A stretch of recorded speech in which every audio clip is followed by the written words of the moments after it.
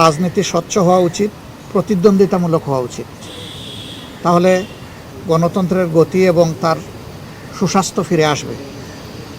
তো ইতিমধ্যে যাকে আমাদের পক্ষ থেকে সর্বসম্মতক্রমে প্রেসিডেন্ট ক্যান্ডিডেট হিসেবে আমরা দেওয়ার সিদ্ধান্ত নিয়েছি, তার নাম আপনারা জেনেছেন। এখন তিনি আপনাদেরকে সালাম দিবেন। এখানে বাংলাদেশ খেলাফত মজলিসের আমিরে মজলিস আল্লামা মামুনুল হক তিনিও আছেন, তিনিও সালাম দিবেন। তো এর আগে ডক্টর কর্নেল ওয়ালি আহমদ সাহেব একটু সালাম।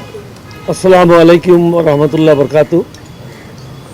সম্মানিত বিরোধী দলীয় নেতা, 11 দলীয় ঐক্যজোটের সম্মানিত নেতৃবৃন্দ, বিশেষ করে এনসিপির সভাপতি এবং বিরোধী দলীয় চিফ হুইপ, তিনি আপনাদের সম্মুখে কথা বলেছেন। আমি 11 দলের সকলের প্রতি কৃতজ্ঞ, বাংলাদেশের জনগণের প্রতি কৃতজ্ঞ। সবাই মনে করেছে আমি একজন মুক্তিযোদ্ধা হিসাবে এবং পরীক্ষিত একজন লোক, যার বিরুদ্ধে দুর্নীতির কোনো অভিযোগ নাই, শিক্ষাগত যোগ্যতার কোনো অভিযোগ নাই, সুন্দরভাবে জীবনযাপন করেছি বিদায় সবাই সর্বসম্মতিক্রমে আমার নাম প্রস্তাব করেছে।